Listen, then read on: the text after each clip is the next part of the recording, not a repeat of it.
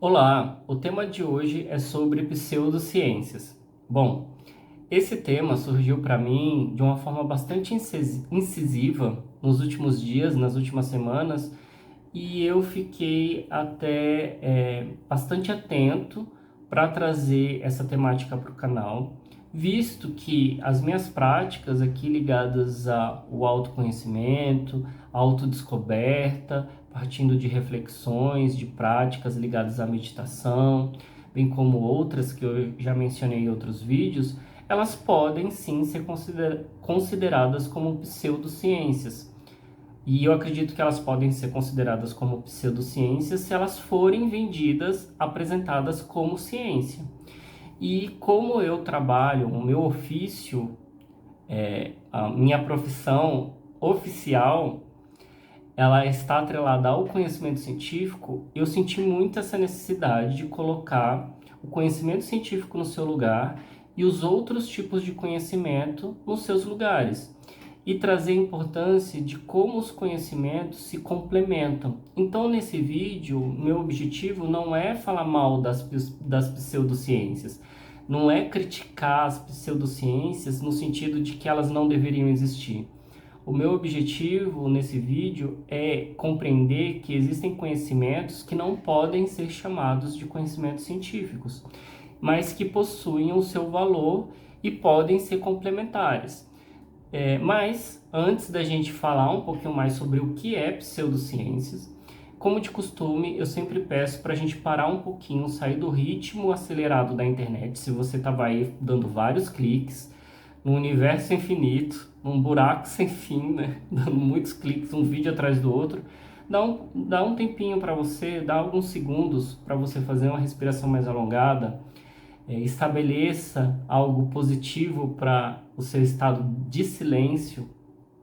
E então a gente só vai ter alguns segundos para um tempinho de respiração e a gente já volta falando um pouquinho mais sobre pseudociências. Então, até logo.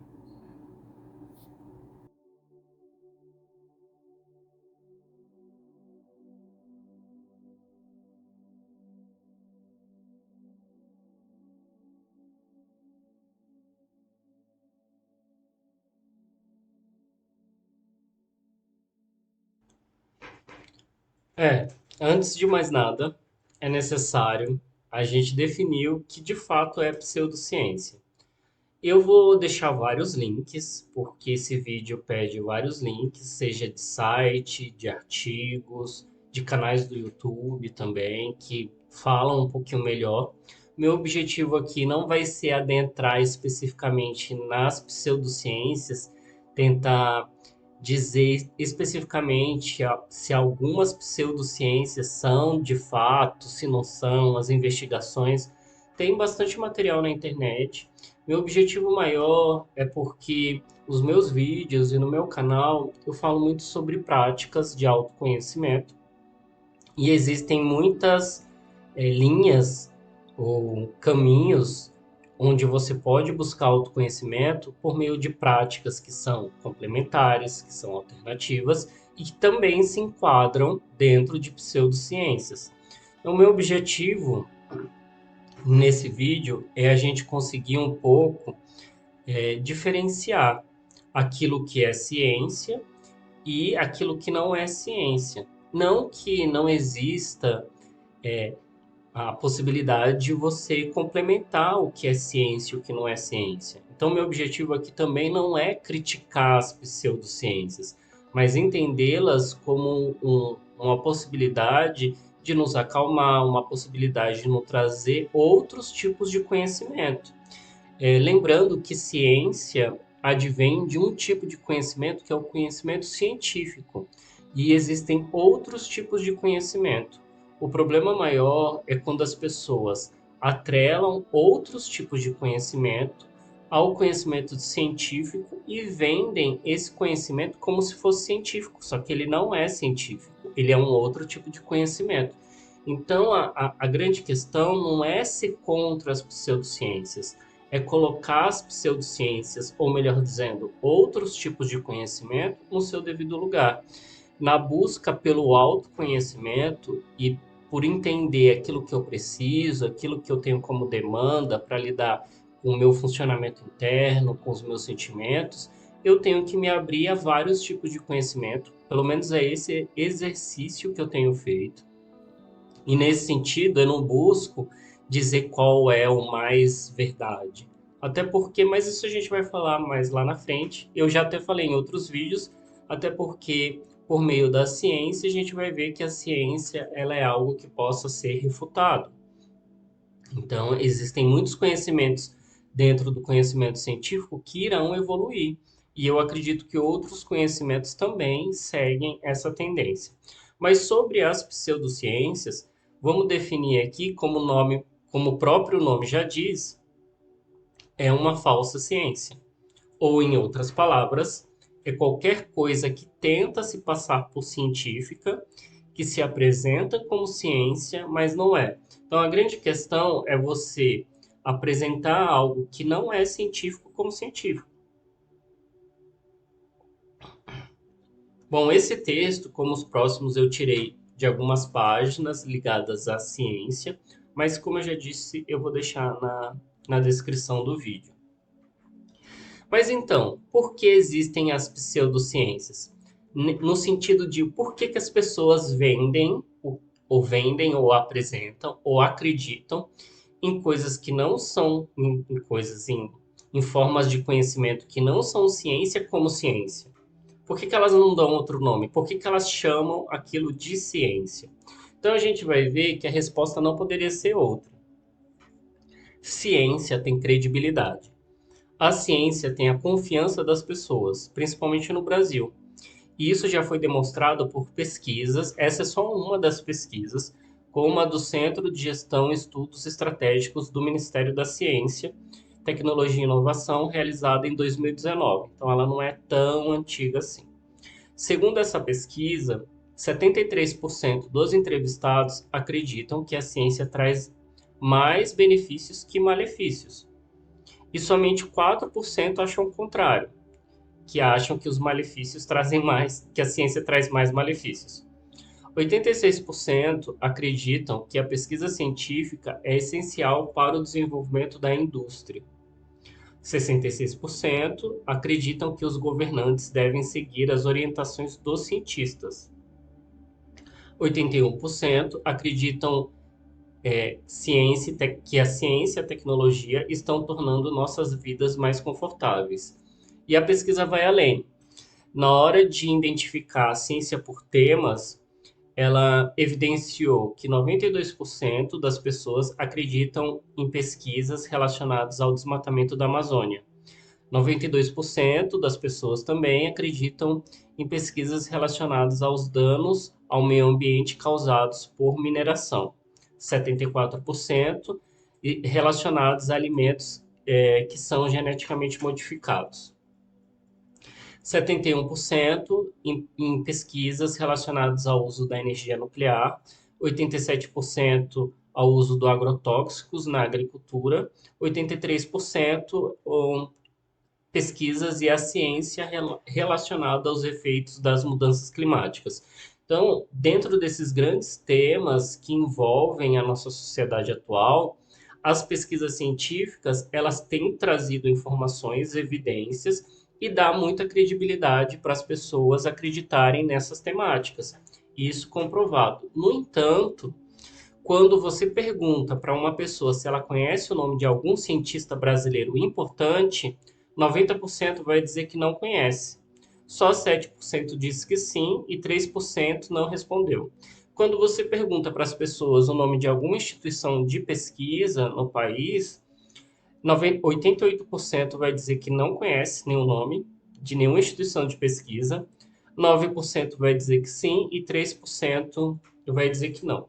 Como eu faço parte de um universo acadêmico e todos os dias eu me encontro com cientistas, eu faço pesquisas também, né? O meu objetivo nesse canal é ir em outro caminho. Tanto é que eu aprendo muito nesse canal, trazendo conhecimentos que não são científicos dentro da base da ciência que eu estou acostumado. Então, para mim, tem muito esse desafio, esse amadurecimento, para eu, inclusive, alinhar outros conhecimentos junto alinhar aos que eu já produzo e os conhecimentos que eu consumo naturalmente em função da minha profissão. Então, talvez eu tenha até um viés de percepção, um olhar enviesado, né, um olhar viciado em acreditar que as pessoas sabem sobre ciência, em acreditar que as pessoas conhecem o básico relacionado à ciência e que buscam informações bem fundamentadas. Mas isso é dentro da minha bolha. De fato, que as pessoas fazem é buscar informações por conveniência, ou seja, aquelas informações que são de maior facilidade de acesso, e se vincular dentro do universo que é virtual hoje, que é muito relacionado às redes sociais, ou aos streamings também. E as redes sociais, bem como os streamings, eles não passam em sua totalidade informações a mídia como um todo, né? Os recursos audiovisuais não passam como um todo informações só fundamentadas no conhecimento científico, porque talvez não venda tanto, e isso fica nítido quando a gente percebe a porcentagem de pessoas que não têm informações precisas a respeito da ciência. No Brasil, a gente sabe que existem poucas instituições de pesquisa, que são só instituições de pesquisa, e que boa parte delas estão vinculadas às universidades, e dentro das universidades, boa parte das pesquisas estão vinculadas às universidades públicas, se a gente for comparar a produção de artigos científicos de alto impacto. Mas quando você também pergunta não só sobre as instituições, você conhece algum projeto que está em desenvolvimento, fomentado por alguma instituição de pesquisa? Você conhece o nome, o título de algum projeto? Eu acredito que, nesse caso, uma boa parcela da população também não vai saber responder. Então, há que se entender que existe um distanciamento muito grande entre a população, a cultura popular, a educação popular e aquilo que está sendo produzido no momento em relação ao conhecimento científico. Mas a gente vai falar um pouquinho mais sobre conhecimento científico. Antes disso, vamos nos adentrar sobre as pseudociências.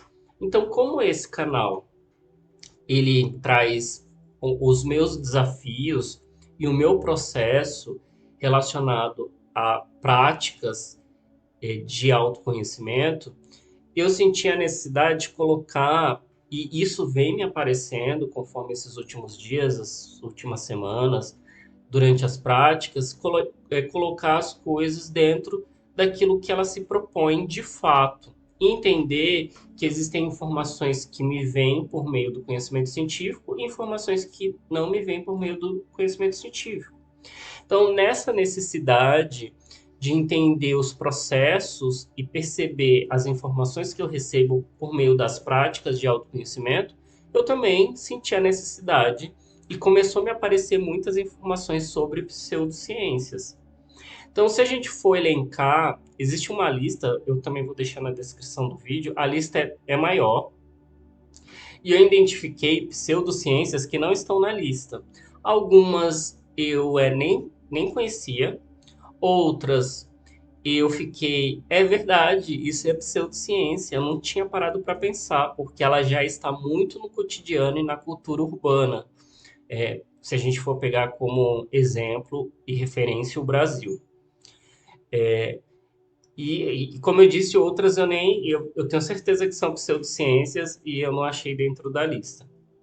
Mas eu vou citar algumas. Dentro da temática astronomia, ciências espaciais e da Terra, a gente vai ter o milenarismo, que foi aquela tendência de 2012, fim dos tempos, calendário maia relacionado a 2012.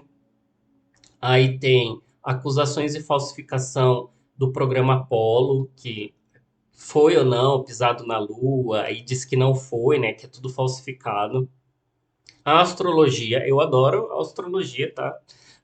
Tô trazendo aqui como uma pseudociência e não tem problema, eu continuo achando legal ler sobre signos.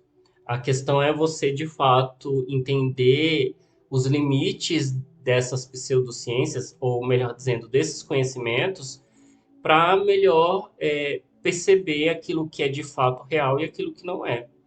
Aí tem a teoria dos astronautas antigos, aí tem algumas que eu não conheço, como aí tem essa face em Marte, tinha uma face, um formato de uma face em Marte. Tem a Terra plana, efeito lunar, como o efeito lunar tem impacto direto no comportamento humano, e aí é para tudo, né? A Lua, então tem muitas, vai do mais próximo do científico até o mais distante do científico, da pessoa mudar, sei lá, ida ao dentista em função da Lua, né? Então, existem a gente sabe que a Lua tem uma influência gravitacional sobre a Terra, mas existem várias correntes que vão dizer para muito mais além disso.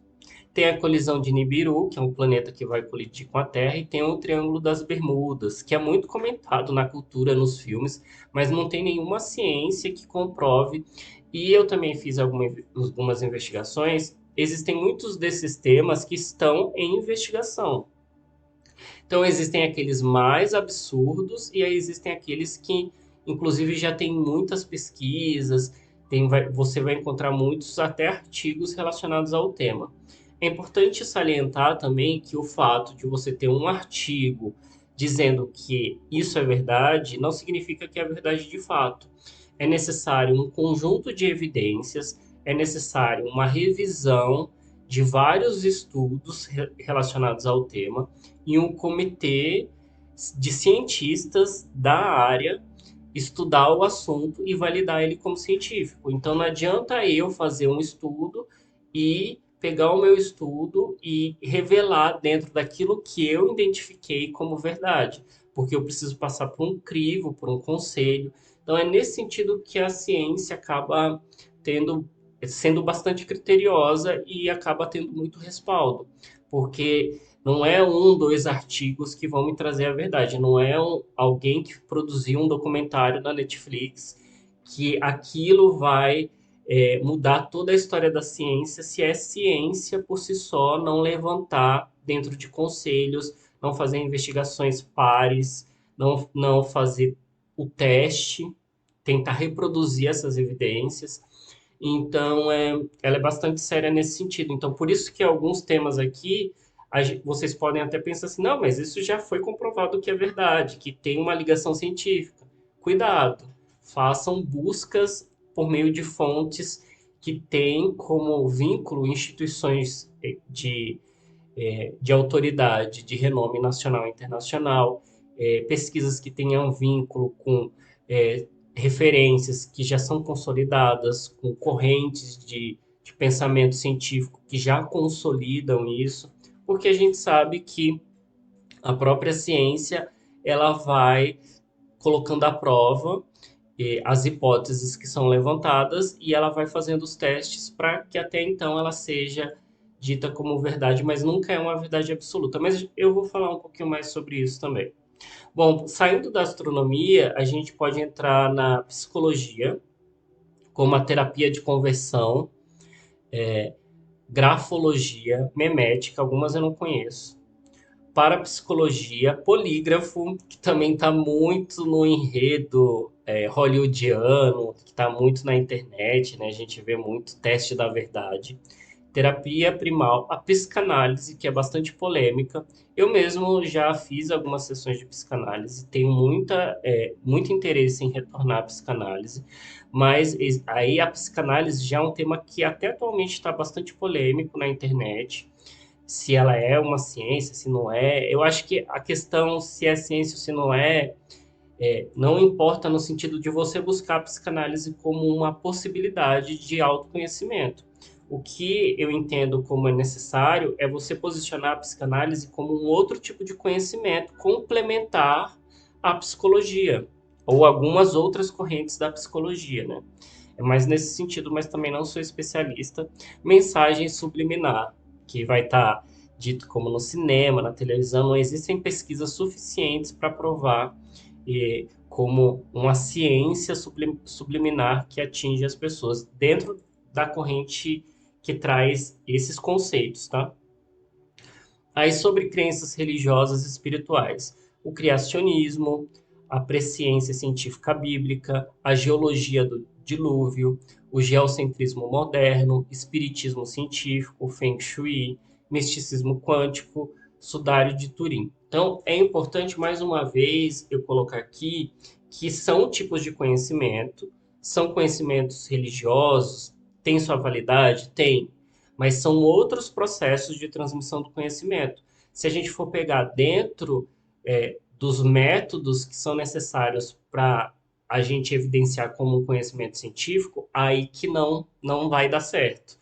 Quando você tenta reproduzir a métrica que o conhecimento científico necessita para afirmar que é um conhecimento científico, essa métrica que a gente coloca muito dentro da abordagem metodológica, dos métodos, aí acaba não se enquadrando. Lembrando que o conhecimento religioso, alguns conhecimentos ligados à espiritualidade, não vão ser construídos pelos mesmos mecanismos lógicos e racionais que o conhecimento científico. Então, quando você tem como base uma canalização, por exemplo, eu gosto de acompanhar o sincronário. Eu tenho um vídeo aí no meu canal que eu falo um pouquinho sobre o sincronário das 13 luas. O sincronário, ele tem uma base que foi recebida como conhecimento por meio de canalizações, isso. E essas canalizações, não sei se eu me perdi na palavra, são informações que são recebidas, que alguém recebeu essa informação. E o recebimento dessa informação não foi por meio do que a gente é acostumado dentro do conhecimento científico. É a mesma coisa para dentro de algumas correntes que vai fazer a psicografia. Então, a psicografia também é um tipo de canalização, isso. Ou então foi canalizado junto a um ser extraterrestre. Então, esse conhecimento não pode ser abordado dentro das métricas do conhecimento científico, porque não tem como fazer o teste de prova, tem várias etapas que o conhecimento científico precisa atravessar que esses conhecimentos não atravessam. Mas eu reforço, isso não desmerece o conhecimento, mas ele não pode ser sobreposto a um outro tipo de conhecimento, ele pode dialogar com outros conhecimentos. Então, o conhecimento científico, ele pode dialogar com o conhecimento religioso, ele pode dialogar com conhecimentos filosóficos, mas eu acredito que o grande problema é quando a gente quer substituir um pelo outro. É necessário, então, ter esse entendimento de que existem esses conjuntos de conhecimentos. E aí entra nas que são o que mais me impacta em função desse canal e dos vídeos que eu tenho feito, são os relacionados à saúde e medicina. Então a gente vai ter medicina alternativa, só a medicina alternativa tem um conjunto de pseudociências, ou ditas como ciências, só que não são ciências, que eu aplico, mesmo eu me pautando no conhecimento científico, mesmo eu tendo uma formação no conhecimento científico, mesmo o conhecimento científico sendo minha prática diária do exercício da minha profissão, eu não nego a prática de medicina alternativa como complementar à minha saúde mental, ao meu equilíbrio, à minha rotina, para me deixar mais motivado, para me deixar com mais energia, inclusive para realizar o meu cotidiano, a minha rotina, então isso me traz saúde. Mas a medicina alternativa pode ser considerada uma pseudociência, dependendo como as pessoas querem vender essa medicina alternativa. A medicina antroposófica, a medicina ortomolecular, o biorritmo, a quiropraxia, cicatrização por cristais, hipersensibilidade eletromagnética, homeopatia, que também é bastante polêmico, já tem muitas pesquisas sobre, né? Mas a ciência ela ainda não traz isso como uma verdade absoluta. A hipnose, a magnetoterapia, a radiônica, o toque terapêutico, a acupuntura, que também já existem muitas investigações sobre. Eu vou deixar links que podem ajudar nesse sentido. A urinoterapia, a ventosaterapia, que eu acredito que é até uma tendência atual, e a apometria. Mas eu até deixei com uma pergunta, né? Mas e as práticas integrativas e complementares que são incluídas dentro do Sistema Universal de Saúde, dentro do SUS, no Brasil, né? E sim, existem algumas dessas práticas mais alternativas, e aqui a gente vai chamar de integrativas e complementares, que estão vinculados ao nosso Sistema Único de Saúde, né? Nosso Sistema Único, né? Eu acho que eu não sei se eu falei corretamente. As práticas integrativas e complementares em saúde, chamadas PICs, são recursos terapêuticos e essa informação foi tirada do site do governo federal, tá? Então, a informação que eu peguei, eu também vou deixar link, é a informação que eu peguei do site. E eu acho que a definição, acredito, na verdade, que a definição aqui ela é muito bem posicionada.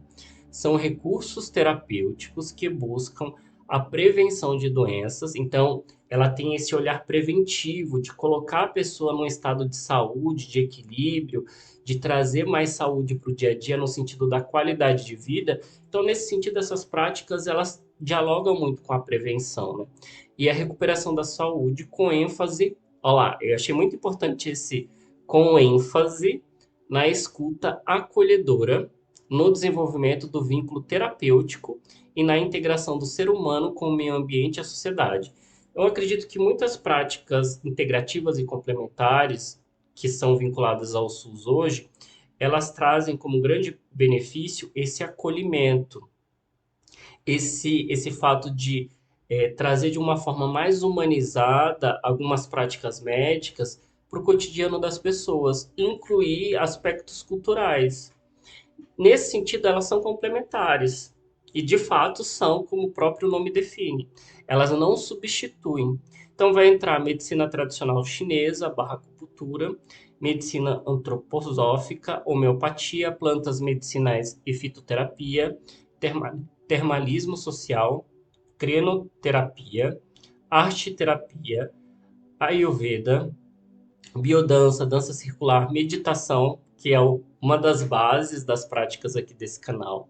Musicoterapia, então, os meus últimos vídeos foram sobre é, o poder do som como medicina, música como medicina, naturoterapia, osteopatia, quiropraxia, dentre outros, né? Reflexoterapia, reiki, que também tem bastante polêmica aí sobre reiki, porque já tem muitos estudos sobre Reiki, e mais do que Reiki Yoga, né? Já existem muitos estudos, a ciência já investigou muito Yoga, mas ainda são consideradas como práticas complementares e podem ser associadas a uma pseudociência se forem vendidas como ciência.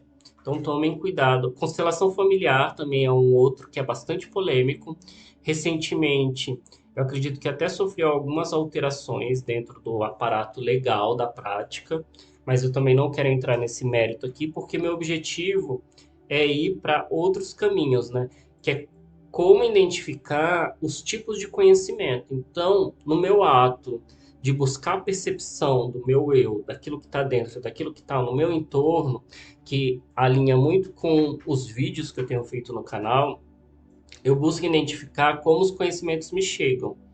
E dentro desses conhecimentos que chegam, existem várias formas de produção de conhecimento, que eu também produzo e que eu também recebo. Então, existe o conhecimento popular. Esse texto, eu vou depois colocar ele, o título do texto geral, eu também vou deixar links. É um texto mais antigo, mais clássico, que baseia a formação da pesquisa científica, do conhecimento científico. Então, é um texto que ele é muito atrelado à graduação, como um dos textos básicos para a gente entender pesquisa, método científico. Então, eu quis trazer também para cá. Bom, o conhecimento popular, ele é valorativo, reflexivo, assistemático, verificável, falível e inexato. O conhecimento popular é aquele conhecimento que é passado de pai para filho. Então, esse conhecimento que é familiar, que é tradicional, que não tem um vínculo com a ciência, ele tem a sua importância, mas ele tem essas características. Ele é valorativo, sim, porque ele é agregado nele um valor que é cultural, que está relacionado com a tradição e que, nesse sentido, é passado, desde aquele se tem raio, esconde espelho, né? A gente, pelo menos, não sei se o avô de vocês, bisavô, enfim, desde esse até os mais certeiros, né, relacionados aos chás, algumas práticas que são ensinadas pelos nossos avós que dão certo, né, porque tem um pouco da cultura indígena vinculado, das culturas antes da universidade, né, antes do conhecimento científico chegar para nos prevenir, para nos remediar de situações, enfim. Então tem esse valor, é um conhecimento que possui um valor, ele é reflexivo, porque ele passa pelo fato da gente ele passa pelo fato da gente necessitar compreender esse conhecimento, então é necessário que a gente reflita sobre os benefícios, sobre a verdade desse conhecimento e sobre a prática. Ele é sistemático, ele não tem uma estrutura muito racional, ele é mais verbal, né? Ele é um conhecimento que é muito vinculado à oralidade, à cultura. Então, ele não é sistematizado. Ele é verificável, porque você pode verificar esse conhecimento ou não, se ele de fato funciona ou não funciona. Então, se eu comer manga e tomar leite, eu posso verificar se eu vou passar mal ou não. Enfim, né, existem várias formas de verificar. Ele é falível, pode ser que ele não dê certo, pode ser que eu não precise esconder o espelho, e aí não vai acontecer nada comigo se tiver raio perto da minha casa que tem espelho, então ele pode ser falível. E ele, nesse sentido, também é inexato. Ele pode ter uma exatidão, mas não significa que ele sempre vai ser exato, que ele sempre vai trazer uma verdade absoluta, porque ele não tem como rigor a prova, ele não precisa da prova. Ele pode ser um conhecimento que eu possa acreditar sem a necessidade de buscar provas para aquele tipo de conhecimento. Então ele tem o seu valor, ele moldou muitas culturas, ele é muito presente, queira a gente sim ou não, ele vai existir dentro da gente, porque ele está muito ligado com aquilo que os nossos pais ensinaram, então ele é muito importante. O conhecimento científico, obviamente, eu vou trazer aqui o meu viés, né, de informação, porque eu estou alinhado com esse conhecimento no exercício, é o meu ofício, é por onde eu recebo o meu salário. Então, eu acredito muito no conhecimento científico porque ele é real no sentido de ele ser factual. Ou seja, ele está muito relacionado com a experiência empírica, que é eu vejo aquilo, eu testo, eu provo, aquilo acontece, aquilo é real. Então, se eu pegar um lápis e outro lápis, eu vou identificar que ali são dois lápis pela lógica matemática. Então, existem formas de eu provar isso por meio de estudos minuciosos, seja por meio de aparelhos que vão identificar os micro-organismos, até aparelhos como os telescópios, que vão identificar organismos gigantes, como os estudos do espaço, né, os estudos dos planetas, por exemplo, da, da rotação, os cálculos matemáticos relacionados a isso, da rotação da Terra, da translação, enfim. Então, eu saio do micro para o macro dentro do conhecimento científico, mas ele precisa ser factual. Ele tem uma característica também de ser contingente, porque ele está sempre é, buscando a prova. Se ele sempre busca a prova, ele pode mudar e ele pode evoluir. Então, quando a gente pega há séculos atrás, acreditava-se que a Terra era o centro do universo dentro de um conhecimento científico. E aí o conhecimento científico provou que a Terra não é o centro do universo, por meio de equipamentos muito capazes de entender que a gente não está exatamente no centro do universo. Então, ele é contingente no sentido que ele pode sofrer essa variação por meio de novos testes. Ele é sistemático porque ele precisa passar dentro de um rigor de critérios pré-estabelecidos. Então, ele vai ter uma metodologia, ele vai ter um método, ele vai ter fundamentos que precisam ser colocados é, dentro da investigação. Eu preciso ter um. Ele está sempre relacionado com uma continuidade. É muito difícil eu, do nada, hoje, depois de séculos de conhecimento científico, eu, do nada, tirar, assim, acordei e descobri algo, como a gravidade. E mesmo a gravidade não foi assim do nada, né? É porque é como a gente entende que alguns cientistas mais clássicos descobriram, como se fosse uma eureka, sempre foi uma eureka, né, do nada, mas nem sempre foi assim, e majoritariamente o conhecimento científico ele passa por um processo de continuidade. É sempre um passinho a mais que vai sendo revelado, porque todo passo novo que a gente dá na ciência precisa passar por vários testes. E nesse sentido, ele é verificável, ele precisa ser verificado, ele, e ele precisa se deixar verificar, e por isso ele é falível, porque ele pode ser refutado. Então, no momento que uma pseudociência quer se provar como ciência, a ciência ela vai ter que ficar se provando como ciência até ela vencer esses obstáculos e se identificar como ciência. Então, o conhecimento científico, quando ele é revelado, ele tem uma proximidade com a exatidão, porque ele já passou por muitos critérios de verificação. E cada vez mais os periódicos, que é como a gente chama as revistas científicas, os artigos, cada vez mais eles são mais exigentes. E isso é real, porque faz parte da minha rotina. Então é muito difícil você ter a publicação numa revista que tem um caráter internacional, que ela tem alto impacto, porque hoje em dia a disputa por publicação, por divulgação de ciência, ela é internacional. Então, o Brasil não disputa ciência só com brasileiros, a gente disputa revelar novos fatos dentro de um cenário que está totalmente articulado. As revistas brasileiras estão muito articuladas, as boas, né? Estão muito articuladas com as revistas internacionais. Existem muitas revistas que produzem artigos no Brasil que têm renomes internacionais. Então, você avançar dentro do original, você precisa passar por todo esse critério e ter muitos pesquisadores do mundo inteiro verificando se o que você está tentando provar é de fato uma verdade a partir do conhecimento científico. É importante deixar claro isso. E existe o conhecimento filosófico, que muitas pessoas alinham ele diretamente com o conhecimento científico. Mas o conhecimento filosófico, ele vai ter algumas especificidades que ele não dialoga diretamente com o conhecimento científico.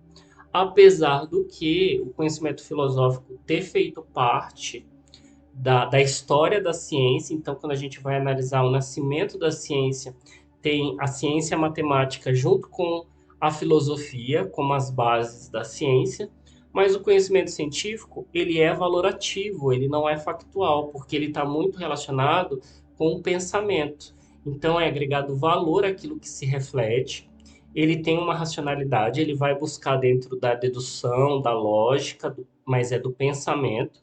Então ele é sistemático, mas como conhecimento científico, ele não é factual. E como o conhecimento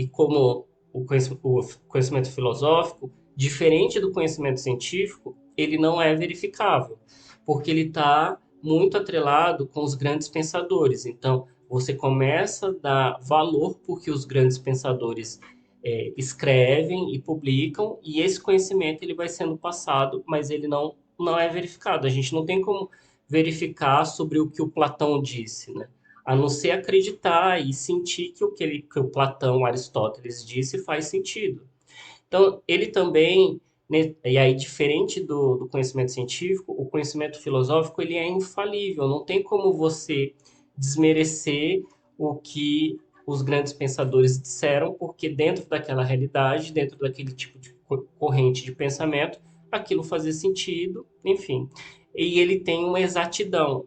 Como ele vai estar atrelado a esse pensamento, a essa reflexão sobre realidades, ele vai ter aquilo que foi dito, ele é exato. Então, ele é diferente do conhecimento popular, que não segue regras, e diferente do conhecimento científico, que procura a exatidão, mas não é dito como exato. O conhecimento filosófico, ele é dito, é o que o pensador disse, o que o filósofo disse, é aquela corrente de pensamento dele.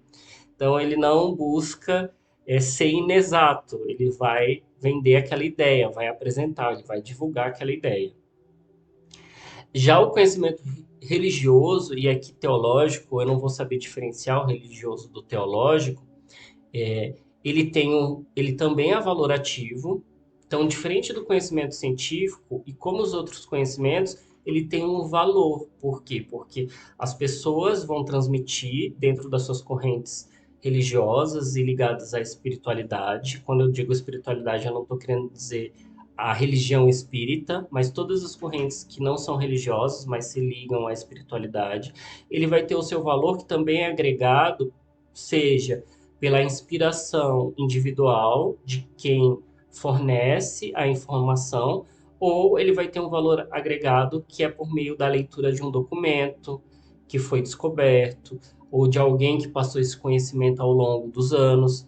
Então, ele tem uma sistematização, porque ele vai estar relacionado a dogmas, ele vai estar relacionado a correntes religiosas, né, espirituais, relacionadas à espiritualidade, mas ele não é verificável, não faz sentido, na verdade não faz sentido você ficar tentando buscar saber se aquilo aconteceu, se não aconteceu, se é verdade, se não é verdade.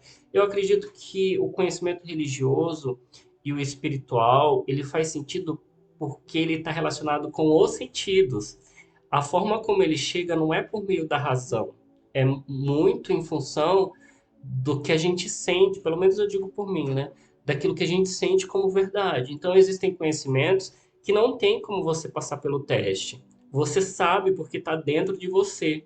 É o mesmo sentido do filosófico, né? Tanto filosófico quanto religioso, teológico, ele não pode ser verificável. Nem faz sentido ele ser verificável. Ele nem faz sentido ele ser falível, porque ele está relacionado com verdades que precisam ser respeitadas e compreendidas dentro daquele universo que se vive aquela verdade. Nesse sentido, são conhecimentos diferentes.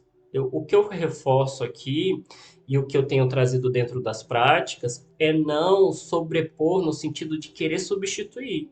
Então, no momento que eu estou realizando o curso em milagres, eu não estou querendo buscar se ele é uma verdade absoluta, como a psicologia vai trazer por meio de correntes que foram muito estudadas.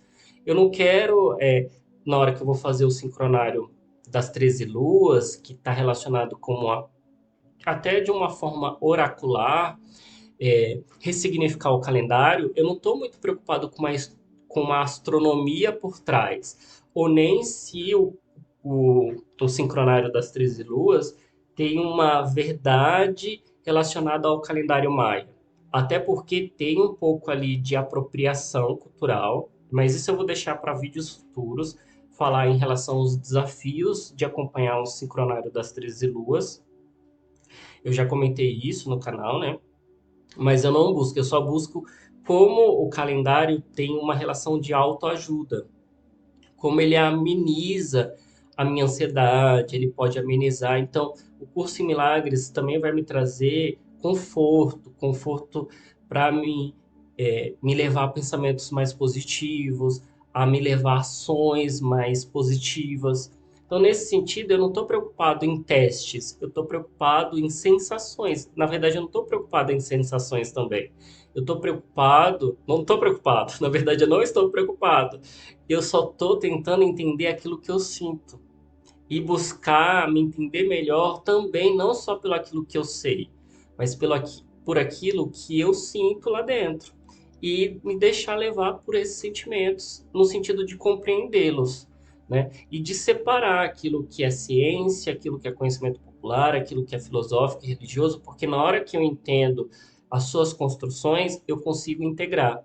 Então, o meu objetivo não é separar eles em caixinhas, mas é separá-los para compreendê-los e conseguir integrá-los.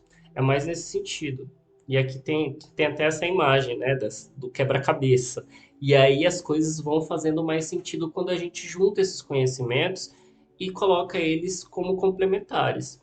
Então, é importante salientar, dentro do conhecimento científico, que que por ciência, tentemos, acho que essa palavra não está muito bem aí posicionada, por ciência, uma sistematização de conhecimentos, um conjunto de proposições logicamente correlacionadas sobre o comportamento de certos fenômenos que se deseja estudar. A ciência é todo um conjunto de atitudes e atividades racionais, dirigidas ao sistemático conhecimento com objeto limitado capaz de ser submetido à verificação. Em linhas gerais, o que o texto está querendo trazer para a gente é que o conhecimento científico ele vai passar por testes de verificação e ele possui um sistema de conhecimento do objeto a ser estudado, investigado, que ele é bastante rigoroso. Então, a ciência ou as ciências, elas possuem o objetivo ou racionalidade, né? Preocupação em distinguir a característica comum ou as leis gerais que regem determinados eventos, função aperfeiçoamento através do crescente acerto de conhecimentos da relação do homem com o seu mundo.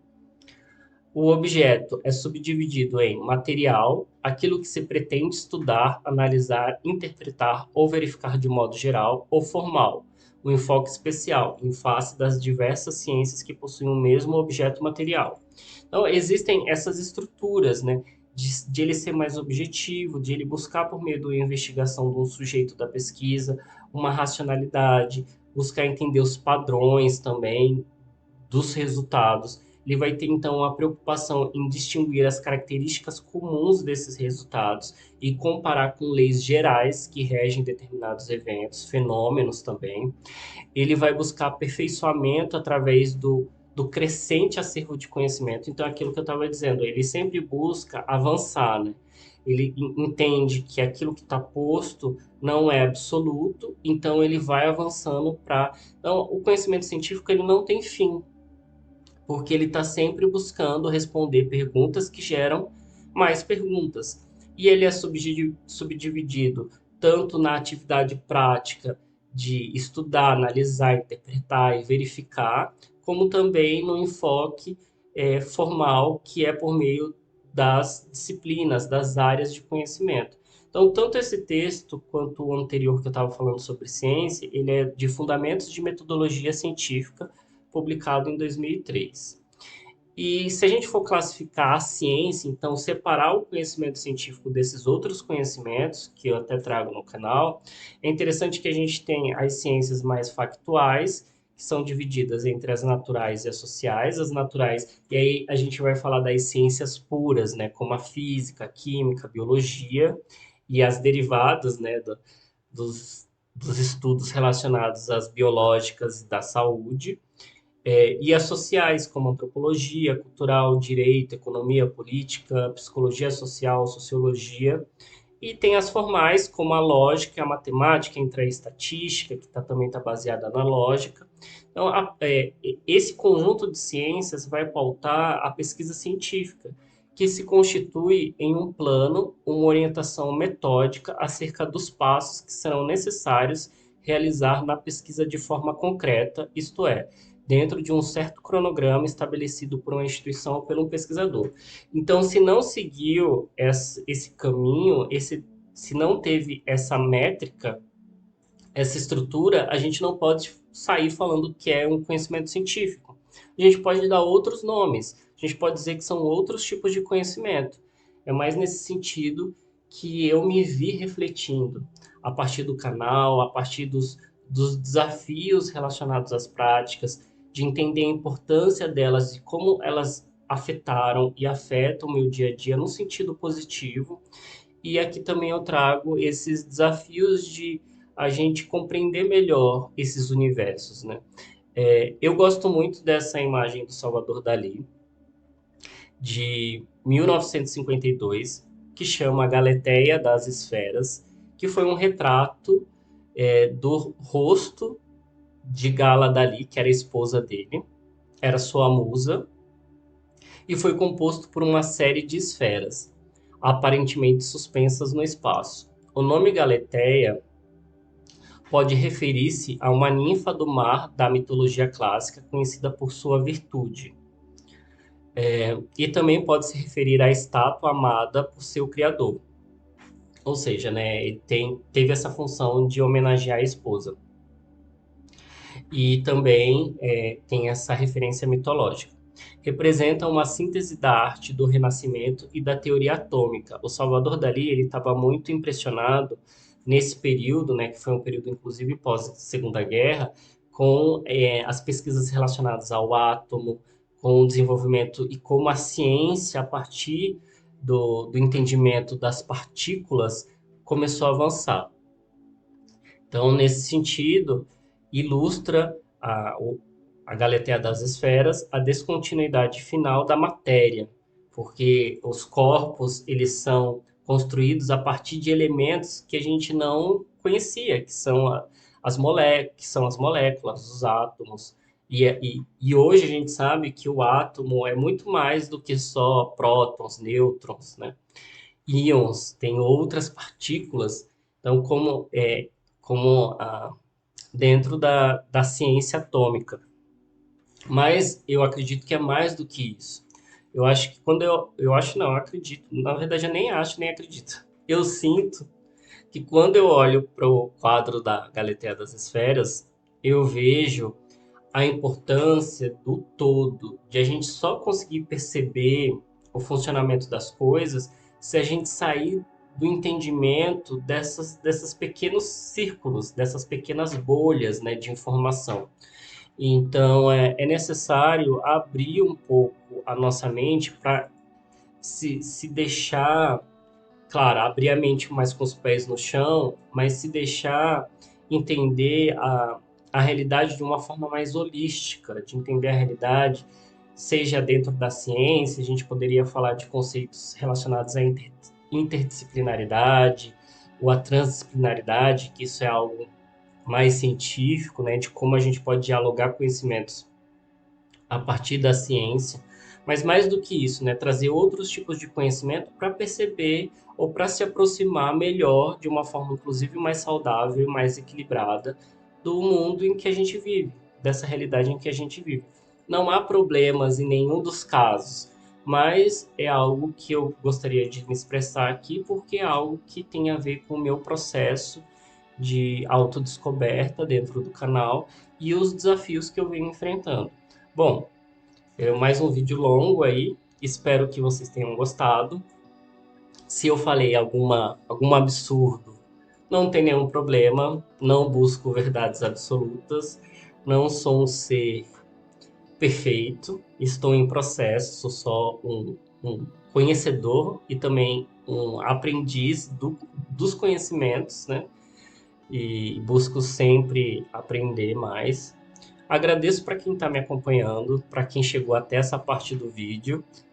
Acompanhe as playlists do canal, então esse vídeo faz parte de um conjunto de outros vídeos que estão na playlist que chama Pensamentos, e eu tenho outras playlists também, uma relacionada à leitura de livros e outra sons, que eu pretendo dar continuidade nas duas. E é isso. A gente se vê então, pessoal, no próximo vídeo. Tchau, tchau.